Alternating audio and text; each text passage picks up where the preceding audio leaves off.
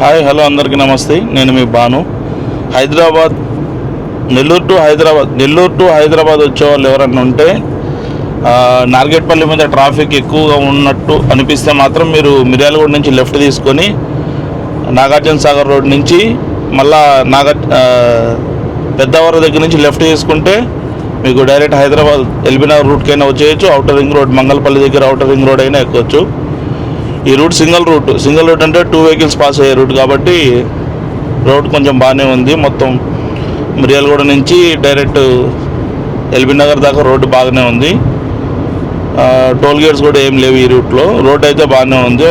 అక్కడ ట్రాఫిక్ కొంచెం ఎక్కువ ఉన్న అనిపిస్తే మాత్రం ఈ రూట్లో డైవర్ట్ అవ్వచ్చు. రోడ్డు బాగానే ఉంది.